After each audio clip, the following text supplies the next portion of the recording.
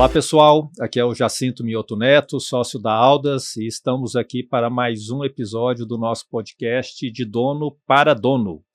E hoje nós temos aqui uma convidada especial, que é a Jordânia Tavares.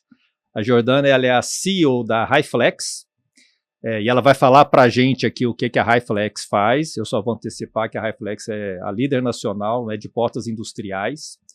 E a Giovânia, ela fez administração, ela fez algumas especializações, fez no Mackenzie. Ela está nesse mercado há mais de 20 anos, né, então tem muita coisa legal para falar para a gente. Tudo bem, Jordânia? Olá, tudo bem? Obrigada pelo convite, Neto. Que isso. Prazer é nosso.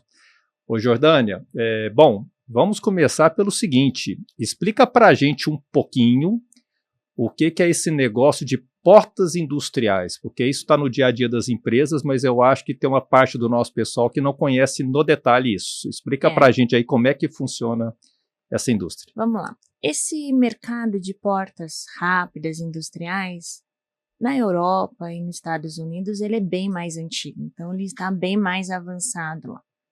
Quando foi em meados de 2000,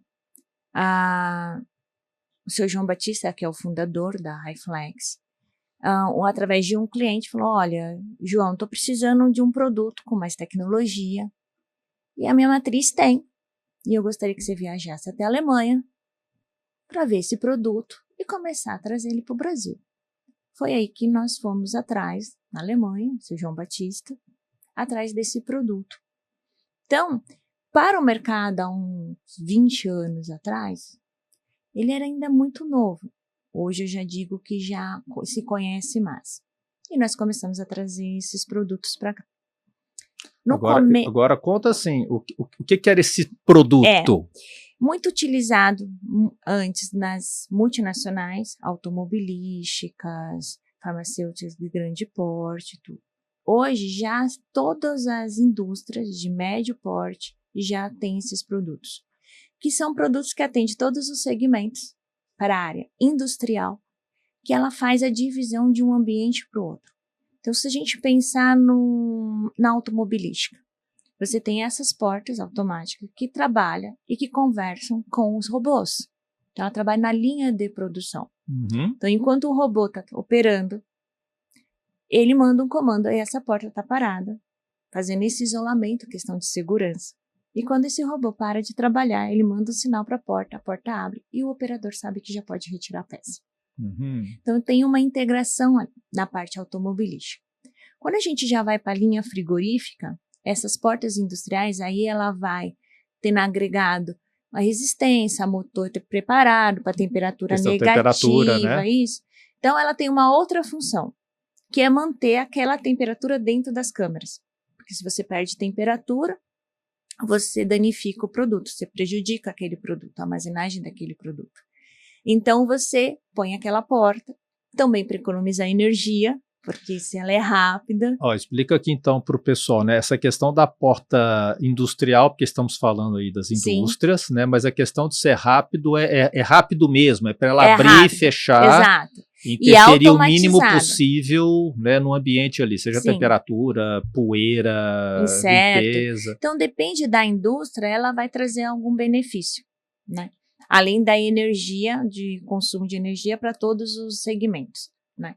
Então, você tem várias portas que atendem vários segmentos que ela te traz algum benefício. E ela é toda automatizada, porque você pensa no equipamento que ele tem que trabalhar sozinho ou trabalhar com algum outro equipamento, que você não precisa muito da operação humana, né? Por questão de manutenção, durabilidade, eficiência energética, então tudo isso. Então, é uma porta industrial rápida, toda automatizada. Sim. Então, tem sensor de segurança, você tem um CLP inteligente, você controla a porta aberta, a porta ela vai fechada. abrir e fechar sem ninguém encostar nela, né? Sim, Ela vai abrir e exato, fechar, sei lá, aproximação, exato. algum sensor assim, algum comando que algum processo mandou o comando de abrir Sim. e de fechar. A empilhadeira, quando você passa com a empilhadeira, ela mesmo aciona a porta para a porta abrir, a porta tem uma contagem que ela fecha. Então, você tem um equipamento, eu digo, né? Um equipamento todo automatizado para atender vários segmentos, para trazer vários benefícios para que você possa ter. Agora, eu estou vendo que vocês começaram muito assim, né? Atendendo o cliente, né? Sim. Porque a sua história aí começou com o Sr. João Batista indo lá porque um cliente solicitou que fosse Sim. conhecer, né? Sim. Aí foi e conheceu. E aí como é que é isso? Assim, olha, tem uma ideia e eu vi lá como é que funciona. Como é que daí, assim, não, vamos fazer isto? Vocês produzem, né? Sim, Então, assim, hoje é 100% nacional. como é que... Conta um pouquinho, porque assim, isso é legal de saber, né? É. Fui lá, vi, agora eu vou fazer esse negócio. O DNA da Hi-Flex, e que vem de uma origem bem do João Batista, ainda do fundador que a gente carrega, a Hi-Flex ela tem uma infraestrutura bem bacana de engenheiros, então que desenvolve produtos. Então, quem é que traz a necessidade para a gente? O mercado, o nosso cliente. Então, como é que desenvolve hoje um equipamento novo dentro da Hi-Flex? A gente está com o cliente. Eu adoro visitar cliente. Isso é ótimo. Adoro estar na rua. É lá que as coisas acontecem, É lá que né? você sabe como a sua empresa está, viu, Neto? Eu acho que é bem interessante isso, né? Uma vez eu vi um depoimento, há muitos anos atrás, de um empresário, né, que era da TAM, que ele ficava ali no check-in.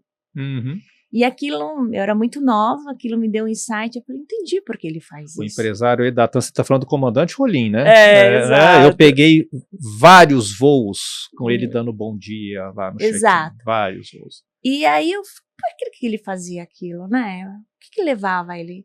E eu falei, já entendi. E aí, a partir daí, eu comecei a fazer em toda a minha carreira, né? E eu fui seguindo a minha carreira, né? Eu era financeira, depois eu falei, como que eu vou ser diretora? Eu pensava assim, o que uma diretora faz, gente? Né? Falei, não sei. Como que eu vou atender cliente? Não sei, vou pra rua. Então, aí eu comecei para a rua. Então, a gente tem esse DNA dentro da Hi-Flex de estar perto do cliente, de conversar com o cliente. Estou entendendo que muito que vocês fazem, então, é sobre, assim, é meio que projeto, né? Assim, não é que é uma porta padrão que serve para todo mundo, né? Assim, tem adaptações de tamanho, imagino, é tudo função customizado, que ela tem que fazer. Sim, cada local ela tem uma temperatura, tem uma operação diferente. Claro que você já tem os modelos pré-definidos, né? Por exemplo, uma porta frigorífica vai atender as câmaras frigoríficas, uma porta de sala limpa vai atender as farmacêuticas. Então, você já tem um pré-produto. Mas para lançar um novo produto, o cliente fala, poxa, eu tenho uma necessidade, eu tenho uma dor aqui. E aí você começa a entender a dor dele. Aí você vai num outro cliente que você fala assim, caramba, porque o mercado muda muito, né? Os negócios mudam, as operações mudam. Então, você só vai saber se você estiver lá. Naquela conversa ali de corredor com o cliente, ele fala, caramba, eu tô com um problema aqui, que eu não consigo resolver. E você começa a entender. E aí você traz para dentro de casa. Então, como que a gente faz um novo produto? Nós entendemos o cliente. Começa a vir no mercado, o frigorífico agora está mudando, eles estão com uma necessidade específica. Traga para a engenharia. Começa a projetar em computadores, né, em sistemas. Fazemos o primeiro protótipo na Hi-Flex. Depois de tudo isso, eu dou um produto para um cliente. Aquele cliente que tem a operação mais agressiva. Eu ligo para o cliente e falo assim, vou te dar um presente. Você topa? Só que assim, vou te dar ele. Só que você vai ter que deixar minha engenharia aí, ficar testando tudo. E aí a gente fala, ok, foi homologado num cliente, numa operação real. E aí a gente lança o produto no mercado. Então você trabalha em conjunto com o cliente para lançar um produto. Eu trabalho em conjunto com o cliente. E eles topam, eles gostam, o que eles acham desse processo? Sim. A Hi-Flex já está há muitos anos no mercado, né, Neto? Eles já sabem que nós não somos uma empresa aventureira. Tem um histórico, né? Já tem um know-how, já tem uma marca que é reconhecida por qualidade. Então, quando eu chego nesse cliente, ele gosta. Ele fala, poxa, eu falei assim, olha, lembra aquele problema que você me passou? Eu acho que eu vou conseguir resolver ele, mas eu preciso testar. Posso levar um produto aí e testar? Pode vir. Muito legal. Isso é um pouco como as indústrias de software fazem, né? Lança uma versão beta, o pessoal testa, vê se funciona, ela ajusta, depois ela vai evoluindo e lança a versão oficial, né? Você faz de alguma coisa parecida, mas no mundo físico, né? De produto físico. Deixa eu retomar aqui uma coisa. Essa história tem mais ou menos 20 anos no começo, né? A Hi-Flex tem 36 anos. 36 anos, mas essa ideia a história da viagem para a Alemanha... Foi em 97 a 2000, por aí. Tá bom. como é que daí virou líder nacional no segmento? Assim, explica um pouquinho isso, né? Eu queria falar aqui um pouquinho de estratégia, né? Assim, o que foi acontecendo, como é que isso foi desenvolvendo, que eu imagino que vocês foram vendendo para um cliente, foram vendendo para outro. Sim. Mas como é que funcionou, assim, de um começo para virar líder? Sim. Nós fomos os pioneiros a trazer essas portas rápidas para o Brasil, né? No início, nós não fabricávamos. Ah, você importava. Eu importava, né? Dos grandes players que tem aí no mercado internacional. Geralmente vem da onde? Ou vinha da onde? Quando da Alemanha. Da Alemanha. Ainda é um país de referência em tecnologia de portas, né? Tá bom. Então, a gente importava e vendia para esses clientes, que era meia dúzia de clientes. Que eram as multinacionais que conheciam o produto lá fora. E automobilística, né? Entendi. E duas aí farmacêuticas. Que era filial, tinha uma filial aqui e já tinha uma matriz que já conhecia o produto. Então, e aí nós começamos a trabalhar. Então a gente foi criando também know-how, né? Porque era um produto novo para a gente também. Você instalava, implantava, imagino que você fazia. Isso, a gente foi aprendendo como é que funciona. E algo muito enraizado na Hi-Flex eu só vou trabalhar com produto de primeira linha. Então, a gente já sempre se posicionou no mercado desta forma.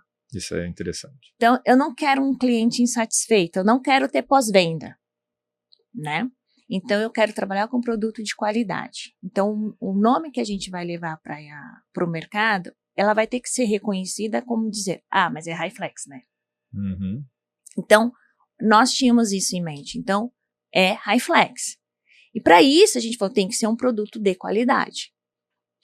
Só que a gente começou a atender esse pequeno nicho, porque o produto era muito caro. E naquela época, era entrando o real, e aí o dólar é 1 por 1, e depois não foi desse jeito, né? A alegria nossa ficou por pouco tempo. E aí a gente falou, e agora? Bom, então nós vamos começar a produzir aqui. Então isso foi muito assim, foi câmbio, começou a ficar muito caro importar, e aí você viu, olha, cara, vou ficar não competitivo. Multinacional, é importante a gente até comentar isso, que eu acho que não mudou. Você traz um produto, você faz o seu custo, né? Então, de €1, por exemplo, e você fala assim, bom, vou jogar R$10, sei lá, né? Se ele vai chegar aqui R$10 ou R$15, o seu cliente final, o problema é seu que você calculou. O risco é todo seu. E foi assim que aconteceu, né? Só que a gente ficou também no bolo aquelas pequenas, grandes empresas, mas uma quantidade muito pequena. A gente falou, não, a gente tem que aumentar isso. Então, a gente começou a desenvolver os nossos próprios produtos com a mesma tecnologia de lá, né? E na época, os alemão, né? Agora, tem um ponto aqui, só para eu não perder aqui o ponto. Ó, essa decisão, né? Legal, agora vamos desenvolver, vamos fazer aqui. Cara, é um passo grande para quem antes importava, né? Assim, Sim. Cara, eu vou ter que desenvolver tecnologia, vou ter que ter processo fabril. Como é que é isso, assim? Se teve discussão, teve muita conversa, não teve tomar nada. esse risco? Nada, não tem nada. Temos que fazer. Não, no começo é muito interessante, né? Eu falo assim, empreendedor é meio doido, Teve muito né? business plan aí? Não, que eu queria entender. nem sabia essa palavra. Eu tinha, acho que 20 anos. Nem sabia que isso existia, fazer um planejamento, imagina. Uma decisão muito no feeling. Vai ter retorno. Temos que fazer. Quanto vai ter de retorno? Não, esse negócio vai dar dinheiro. É a crença de que vai dar certo. Que vai dar certo, é um produto bom, eu acredito nesse produto. Tem mercado. Eu acredito na empresa, bora, vamos fazer. Não é isso que eu queria entender, porque é isso, eu vejo muito, né, assim, muitos clientes nossos, é isso assim, cara, eu acredito que vai funcionar e eu vou fazer. Neto, antes, em 97, 2000, a gente não tinha tanto acesso à informação, a não ser quem realmente ia para uma universidade, e era diferente também as universidades, né? Hoje a gente está falando sobre isso, então alguém que está começando o seu negócio, ele consegue ouvir o nosso podcast e dar insights para ele, mas antes não tinha isso. Muito difícil, você tinha que comprar livro e ler o que você falou, ou você vai para um curso em algum lugar, né? A informação era mais difícil. Era muito difícil, né?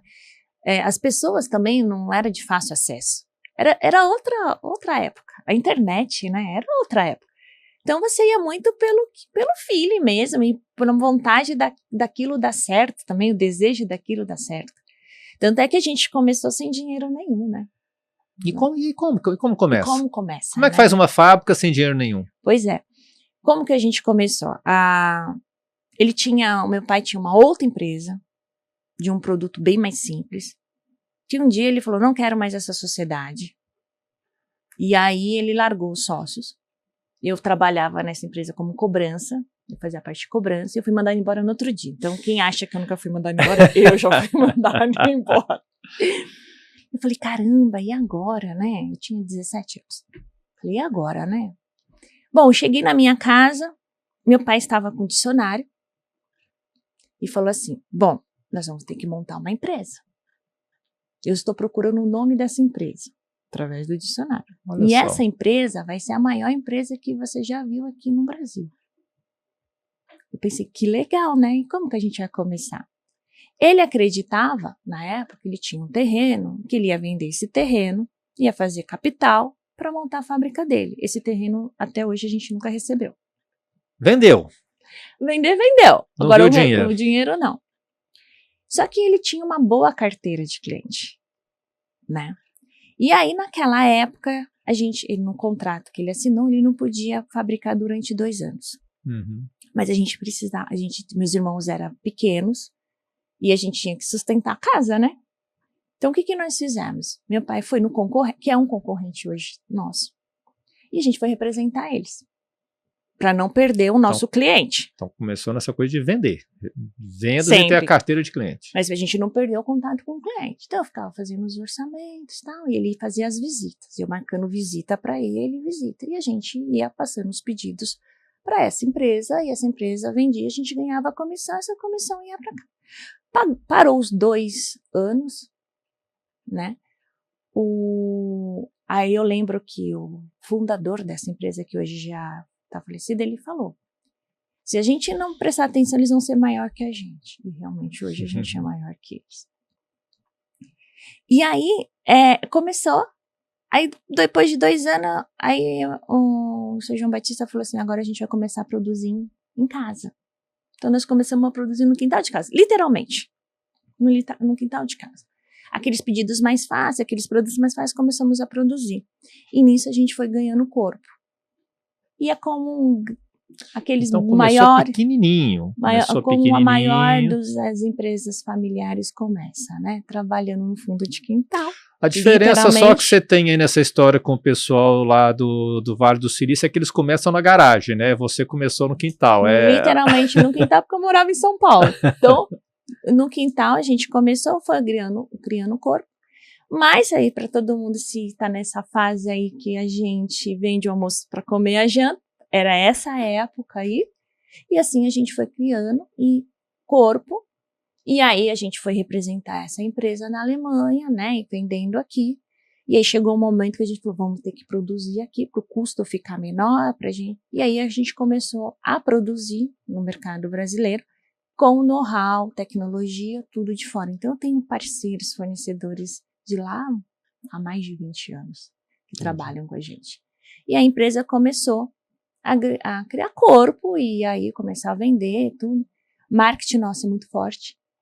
Também é um DNA da HiFlex. Como é que vocês fazem esse marketing? É através do time de vendas ou vocês participam de eventos? Como é que foi criando a marca da HiFlex assim para a indústria, né, para ficar conhecido no Primeiro mercado? Que o produto tem que ser bom, porque também o cliente vai indicando para outros clientes, né? Eu tenho muitos clientes que trabalhavam numa empresa e saiu, foi trabalhar na outra e levou a marca HiFlex. Ou seja, tem um boca a boca aí de cliente isso é muito importante. Isso é muito importante. Então, também temos um produto bom, né, que valida tudo que a gente coloca no marketing, né, porque é importante isso, né, não adianta você ir lá fazer uma bela de uma propaganda, né, o custo é alto, todo mundo sabe disso, e você não entregar isso. Uhum. Então, é uma coisa também que eu levo muito a sério.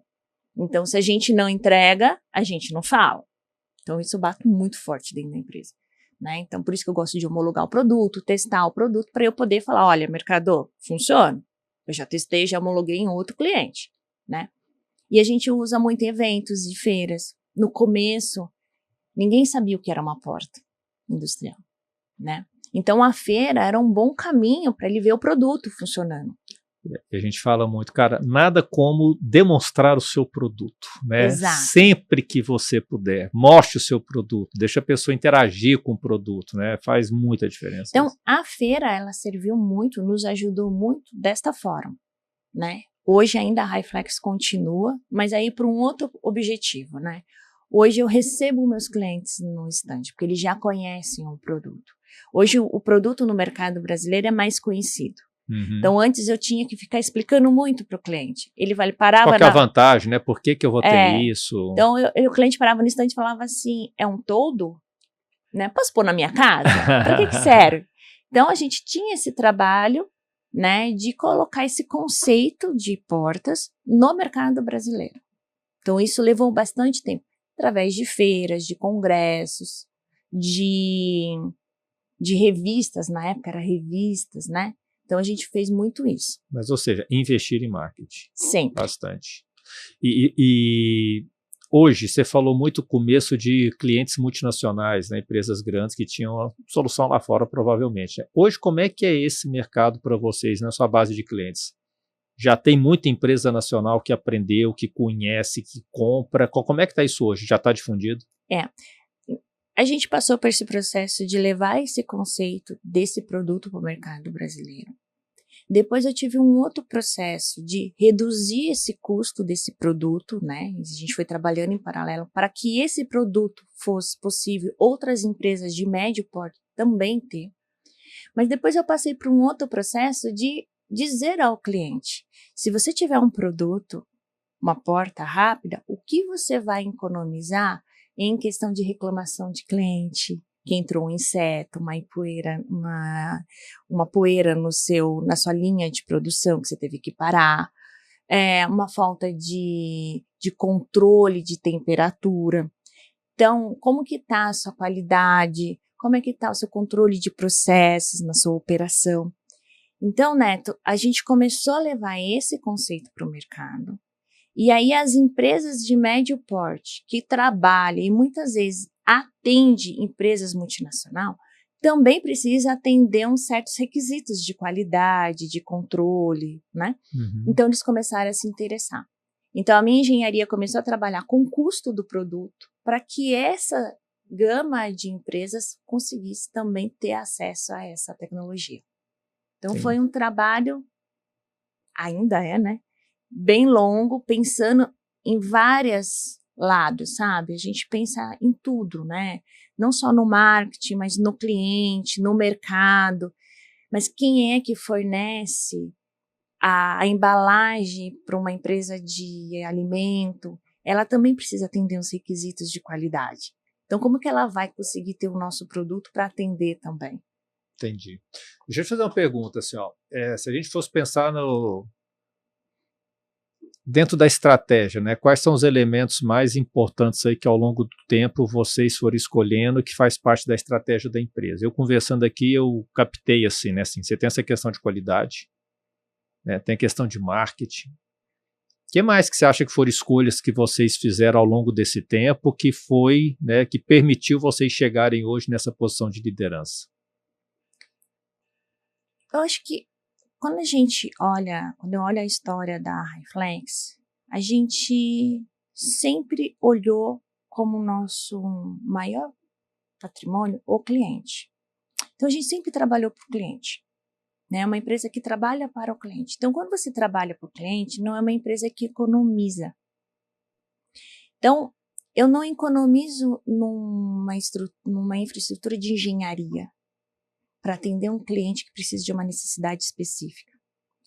Eu não economizo no meu departamento de service, que vai dar um atendimento para as empresas homologadas que estão fazendo instalação dos meus equipamentos. Né? E quando eu olho, no modo geral, e eu sempre digo isso na empresa, que o negócio só é bom quando ele é bom para todo mundo. Se alguém está no prejuízo, não é legal. Uhum. O negócio não está legal. Então, o homologado, ele tem que ter uma saúde financeira. Então, eu também fico preocupada com isso. O negócio tem que ser viável, tem que ser bom, sadio para todo mundo. Claro que muitas vezes a gente abre mão de alguma coisa por algum interesse que a gente tem de atender um mercado, alguma coisa. Mas está todo mundo ciente, está todo mundo junto. Então, o que eu vejo hoje nas empresas, elas se perdem muito. Às vezes ela vê que o lucro da empresa é só para ela, né, para os sócios, né, eu vou pôr aqui no meu bolso. Não, a gente tem que investir na empresa também, né? E muitos investimentos dentro de uma organização, eles não mostram muito rápido, eles são ao longo dos anos. Então, eu percebo que a Highflex, ela tem essa sabedoria, essa paciência de esperar o retorno desses investimentos que ela faz, entendeu? Aí eu acho que vem um pouco dessa questão de ser uma empresa familiar. As empresas familiares têm um pouco mais de paciência e visão de longo prazo, né? Pode ser. Eu falo assim, né? Às vezes a empresa familiar ela toma uma decisão que se fosse um CEO de mercado, ele não ia poder tomar porque a avaliação dele é diferente, né? Assim, é muito no curto prazo, às vezes, né? Empresas familiares têm uma né, aposta, dos investidores, né? E empresa familiar aposta bem mais no longo prazo, de maneira geral. Falando em empresa familiar, também uma boa parte, né, do pessoal que nos acompanha aqui, né, são empreendedores, né, são organizações familiares também. Fala um pouquinho de como é que funciona a governança na Highflex, né, que eu acho que pode ser também um insight para as pessoas, né. Vocês têm alguma norma, né, em relação à família, quem pode trabalhar, quem não pode? Em resumo, conta um pouquinho como é que ao longo do tempo vocês foram trabalhando essa questão e como é que é hoje, né? Tem mais pessoas da família, não tem? Tem, em resumo, vamos entender um pouquinho. A Highflex hoje é uma empresa de origem familiar. Ela já não é mais familiar, né? Ela começou com uma filha e um pai, né? Esse pai fundador, essa filha já estava desde nova, desde os seus 13, 14 anos. Bem nova. Bem nova, trabalhando com ele. Mas essa filha estudou muito, né? Ela investiu muito na carreira dela de estudo, estudava muita coisa. Qualquer curso eu estava estudando, né? Minha formação acadêmica, todas elas que tinham que fazer algum trabalho, eu fazia sempre de empresa familiar. Eu estudei muito empresas familiares. Legal. Histórias das empresas familiares. E eu lia o que dava certo e o que não dava certo. E aí, nesses estudos que eu fiz bastante na época, eu lembro, uma delas era PJ e PF tem que ser separado. Uhum. Então, algumas coisas a gente já começou certo. Então, cartão corporativo é da empresa. Ou seja, a parte financeira desde o começo Sempre vocês começou segregaram. certo, exato. Então, a gente tinha um salário, né? Claro que por muito tempo a gente não tinha salário. Mas depois que a gente conseguiu ter salário, a gente começou a ter salário. Então, não tem essa, comprei um carro, a empresa vai pagar. Não, você comprou o carro, o problema é seu. Seu dinheiro. Seu dinheiro. Então, nós fomos evoluindo já desde o início, e isso realmente foi de mim, né, pelos estudos, pela minha formação, de já ir preparando a empresa. Então, a empresa já tem regras, a empresa já todo mundo sabia. Depois de muito tempo, que a empresa já estava um pouco mais consolidada, né, sólida financeiramente, a gente fez plano de bonificação para a família, cada um tinha um cargo de diretoria na época, então a gente fazia planos, planejamento, então se atingisse a meta, cada um ia receber Mas tudo X. seguindo as normas aí, regras, metas. Sim. Então, tinha horário para chegar, tinha horário para sair, tinha a época das férias, então a gente fazia, era uma empresa familiar, mas a gente colocava regras. Claro, com o tempo, começou a ter conflitos de ideia, que eu acho que isso é natural, né? E aí, o que nós fizemos no nosso processo de sucessão, né? De mudança na Highflex? A gente criou um plano de negócios para 2 irmãos que eu tenho, né? E eles foram montar um negócio para eles. E eu começo a comprar as cotas do João Batista. Entendi. Né? Então, hoje o João Batista está aposentado e hoje eu que fico dentro da Highflex. Então, hoje a empresa não é mais uma empresa familiar. De origem familiar. E a gestão hoje é uma gestão profissional, assim, Sim. As pessoas, os Sim, gestores da todas empresa. as pessoas que estão abaixo de mim são tudo pessoas que estão comigo, que eu busquei do mercado. Entendi. E nem tenho ideia de trazer ninguém da família. A ideia não é essa. Não é essa. Já tive, sou sócia do meu irmão numa outra empresa, que é um outro mercado, que tem uma sinergia com o nosso, mas tem a empresa dele, tem as políticas nossa lá, Então, também, eu não chego lá e falo, olha, me dá, não existe isso. Tem uma pessoa que administra a parte financeira, a gente faz reuniões estratégicas, decisões, então, é bem estruturada, né? Tem uma governança ali que tem ali baseado, né? Eu tenho uma outra irmã que ela presta um serviço, mas é prestadora de serviço e dá muito resultado, só que ela não responde para mim. Ela responde para responsável pela área comercial. Quem não conhece a gente não sabe que a gente é irmão. No mundo dos negócios, relacionamentos são totalmente, né, empresariais. Entendido. Ou seja, vocês resolveram, é o que você falou, né? Deixou de ser familiar, né, com os membros da família ali todos participando, para ser uma empresa agora totalmente... Muito bem. Deixa eu te perguntar outra coisa. Dá uma ideia para a gente do tamanho que é isso, né? Assim, quantas pessoas, quantos funcionários ou produção, assim, qual que é o tamanho da Hi-Flex, para a gente ter uma ideia? Tá.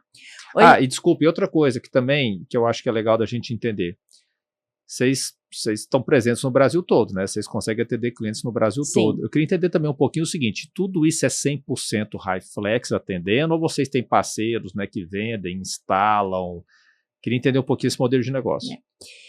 No total CLT da Hi-Flex, a gente está com 100 funcionários, CLT. Eu tenho algumas bases em Curitiba, eu tenho uma na Bahia, em Salvador ali. Então, e eu exporto também. A né? fábrica está aqui em Mogi das Cruzes. Mogi das Cruzes. Está a 40 quilômetros de São Paulo. Né? Então, eu tenho direto 100 funcionários. Mas eu tenho muitas pessoas que trabalham só para o negócio da Hi-Flex, que são os homologados. Uhum. Então, esses não estão ligados à folha da empresa. São empresas que homologo, certifico e que essa equipe de service gerencia todos eles. E esse pessoal faz o quê? A instalação? Faz a instalação, manutenção de todos os clientes. Venda também? Não, a venda é com vocês? Não. Aí nós temos uma rede de vendas mista. Nós temos aqueles lugares cidades que eu achei estratégicos, eu coloquei venda própria. Aqueles que a cidade não que não seja estratégica, mas a quantidade de empresas que tem ali, eu ponho um representante. Então, hoje, a área de vendas da Hi-Flex é uma área mista. Eu tenho vendedor próprio e tenho representante. Brasil. Para a América Latina, já é um pouco diferente. Na América Latina, eu tenho ou representante, que aí eu exporto direto para o cliente, ou eu tenho distribuidor. Eu vendo para esse distribuidor e esse distribuidor revende para os clientes do país. Conta um pouco. Desculpa.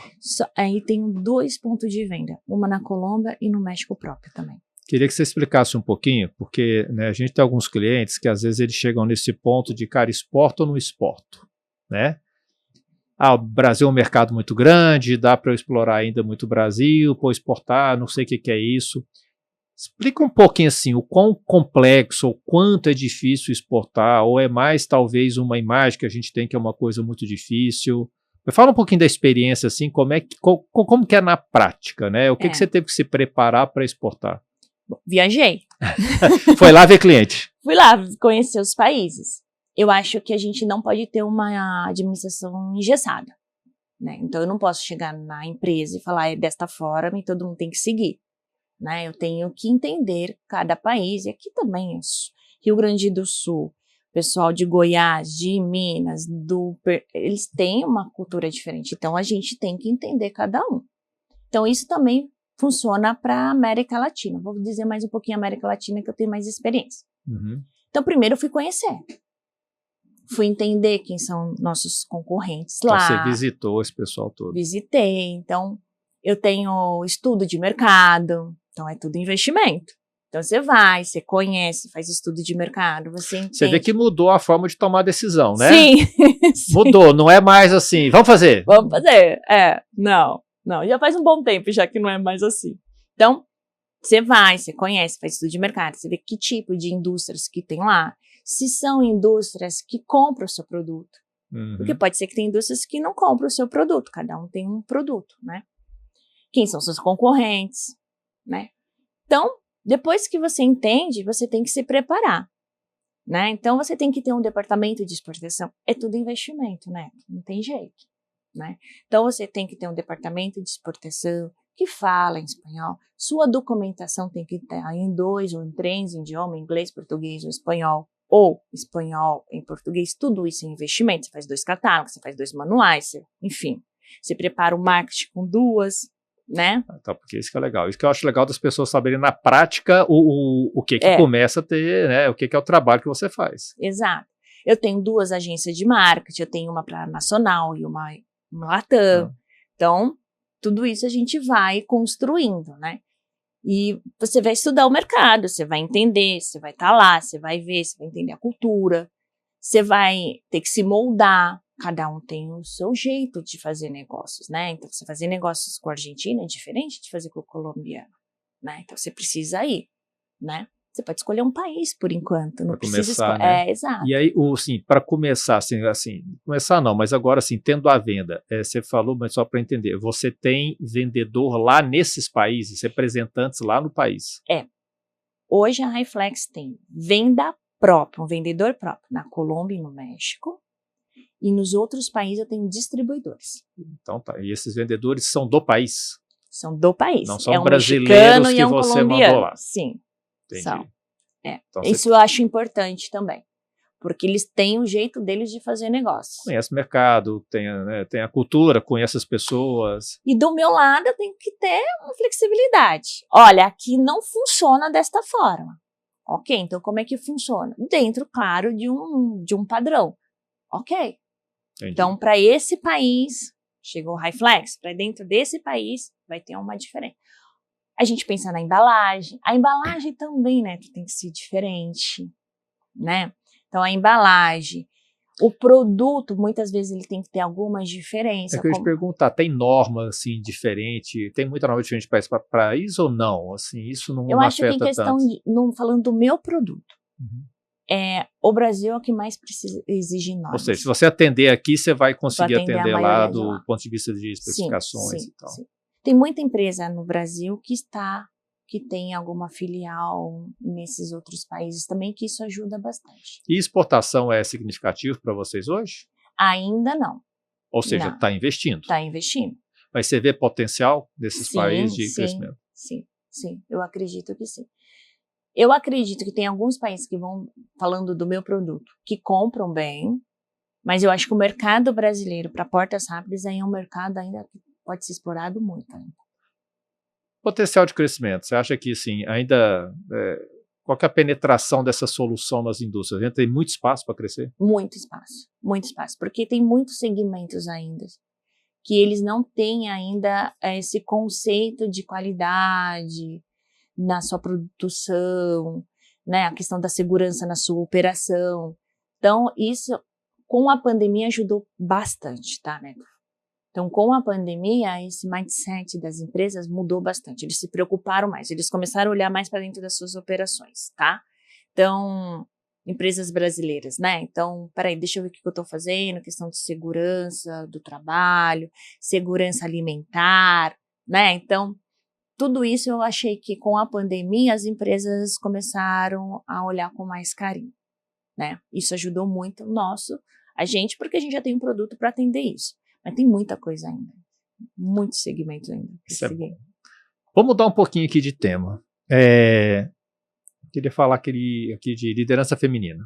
Eu imagino que você transita aí num mundo bem industrial e que, pelo menos dos que eu conheço, né, ainda tem uma presença mais predominante de CEOs, presidentes, homens do que mulheres, né? Isso de alguma forma foi algum problema, não foi? Como é que é isso hoje? E, cara, as mulheres que estão, né, cada vez mais agora e atingindo as posições de liderança, né? O que você compartilharia um pouquinho dessa sua trajetória, o que te ajudou ao longo, né, dessa caminhada aí, sendo a líder mulher de uma empresa nesse contexto aí, onde tem mais homens? Quando eu era mais nova, eu senti um maior preconceito, porque eu era mulher nova, então já vinha aquele preconceito que eu não saberia o que tá falando, né? Não sabe o que tá falando, né? Então, eu venho de um produto técnico, né? Então, como assim? Né? É um produto técnico. Então, eu já tive algumas situações bem diferentes, né? De eu ir atender um cliente, Era um engenheiro, eu estava com o meu vendedor treinando ele. Eu fui com ele. E ele perguntava só para ele. Só que ele estava em treinamento, quem sabia responder era eu. Então, acontecia? Acontecia. Te incomodava muito? Como é que era isso? Eu nunca me incomodei com isso, porque eu cresci num mundo de muito homem, né? Eu fui a primeira sobrinha de 7 homens. Então, imagine, há uns anos atrás, eu com meus tios, como é que é. Então, eu já tinha uma convivência com os homens, né? E os meus tios são aquelas brincadeiras antigas, sabe? Machista. Hoje em dia, inadequadas. E se eu falar para eles Erradas. que não, eles brigam comigo ainda. Tio, isso nós são um jeito dele. Então, mas eu convivi assim. E o meu pai também nunca me impediu de fazer nada por ser mulher, né? Claro que como pai sempre tinha os seus cuidados. Mas nada de que, porque você é mulher, você não é capaz. Então, eu nunca tive. A minha família sempre me apoiou. A verdade, acho que minha família nunca pensou nessa hipótese de, ela é mulher, ela é frágil. Nunca teve isso. Não acredito que não. Então, isso para mim, interno, nunca foi nenhum problema. Mas dizer que eu nunca encontrei no mercado? Sim, encontrei, né? Hoje já encontro menos quando as pessoas sabem a história da empresa, sabem o meu cargo, sabem, né, a trajetória, aí eu acho que as pessoas começam a me respeitar mais pelo que eu conquistei, né? Então, eu acho que hoje é um pouquinho melhor. E a gente fala bastante também hoje, né? Que eu acho que isso é muito importante. Hoje, quanto mais a gente puder, a gente que está em liderança, né? A feminina, a gente falar mais, porque essa questão do machismo, né? Às vezes até a gente né? E de repente a gente começou a se questionar, nossa, essa brincadeira não cabe mais. Uhum. E a gente fazia inconsciente, né? Então, conforme a gente está falando bastante, eu e outras pessoas, outras mulheres também, aí eu acho que vai fazendo as pessoas falar, pô, é verdade, né? Não tem nada a ver isso, né? Então, até são incentivadas as meninas a trabalhar, ter uma vida independente, né? Que tem muito machismo ainda dentro das casas, isso tem. Mas eu acho que vai mudando. Eu acho que de uma forma um pouco mais devagar em empresas menores. Acho que as multinacionais estão mais preocupadas com isso, né? Mas eu acho que vai caminhando. Mas você sente uma mudança, assim, cultural, de maneira geral? Sinto. Mas a gente precisa provar que a gente sabe. Se a gente chegar muito quietinha, ninguém vai dar valor pra gente, não. A gente tem que mostrar que a gente sabe, porque aí a pessoa, tá, então não tá falando nenhuma besteira. Se for um homem e uma mulher, o homem quieto, ele já vai ter, ele já tem o crédito. A mulher tem que conquistar. Acho que é isso. Bom, eu como pai de 2 filhas, né, espero que a gente caminhe logo, né, para onde isso não seja mais uma questão. E fala uma coisa, a gente sempre fala muito do que deu certo, está crescendo, exportando, sucesso. Agora, conta pra gente assim, o que é um episódio de alguma coisa, uma decisão que não deu certo, ou de algum problema grave que vocês tiveram e algum aprendizado sobre isso, assim? Teve algum momento nessa história toda que alguma coisa não deu certo? E aí um pouquinho como é que você teve que fazer para sair desse problema? Olha, eu acho que qualquer pessoa que abre uma empresa só tem bastante história que não dá certo. Tá tudo certo. Faz parte. Faz parte.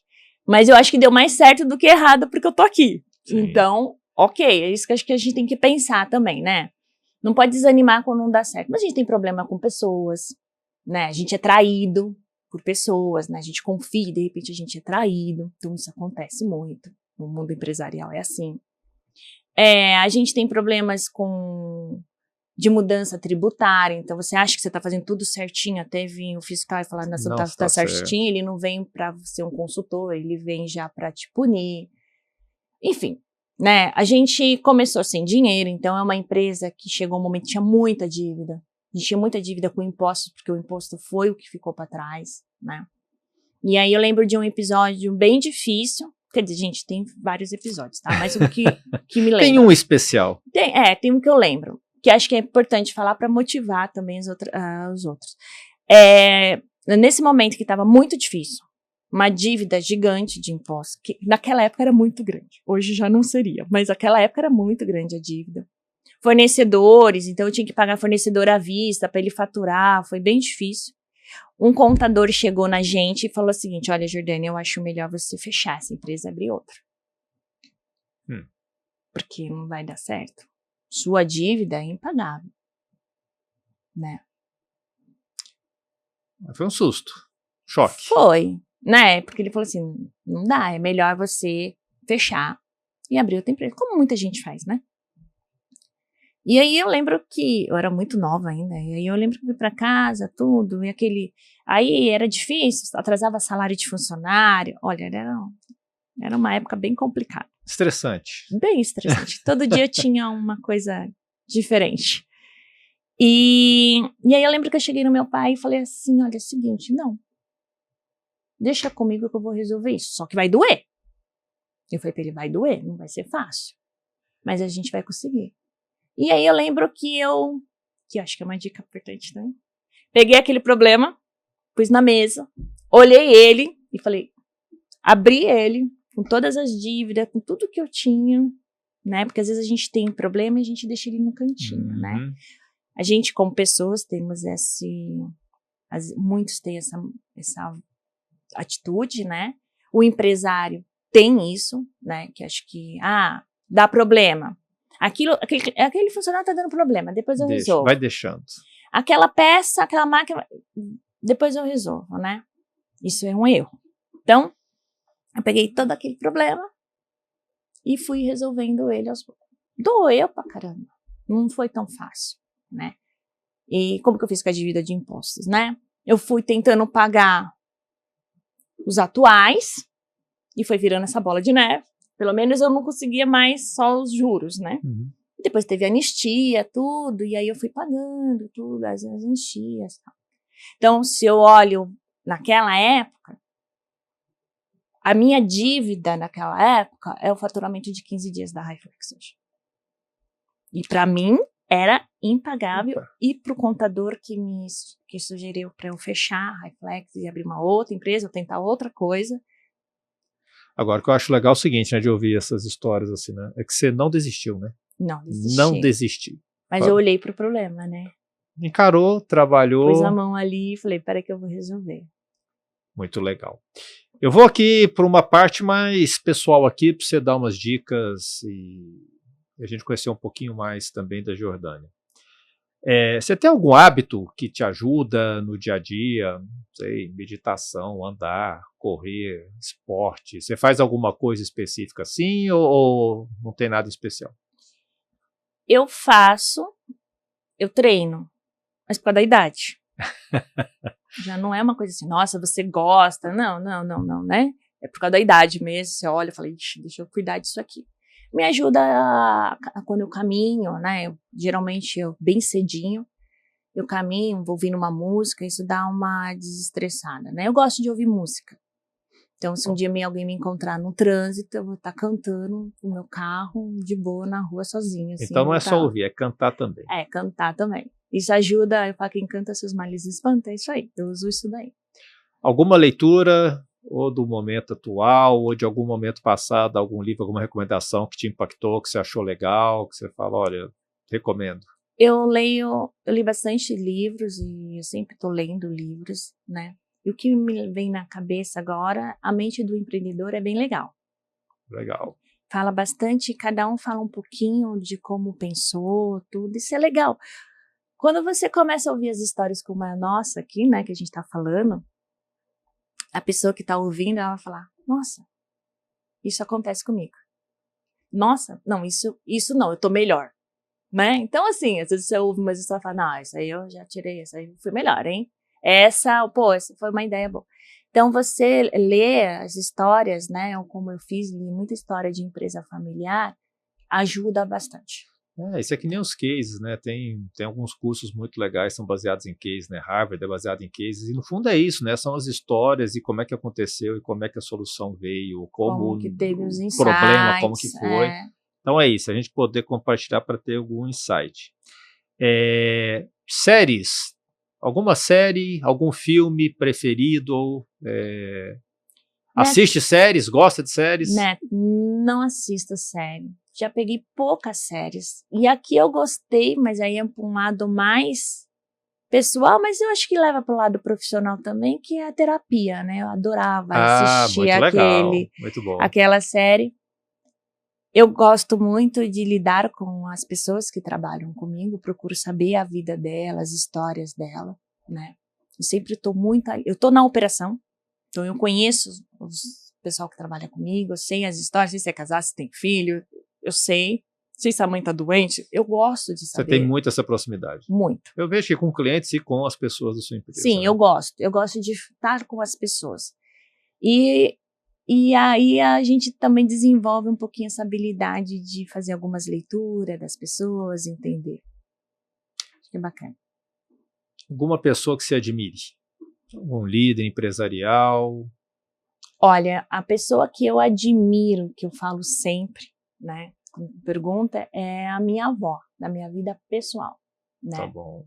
Ela era uma líder da comunidade, de uma época que ela tinha 7 filhos homens, era casada com um homem violento, né, que bebia, que era o meu avô, daquela época ainda, que não tinha apoio nenhum, mas ela era uma referência dentro da comunidade, ela viajou já para participar de congressos, dentro do mundo dela ali, do bairro, e o jeito que ela se comportava, que ela se posicionava, a opinião dela, eu acho que eu sigo ela.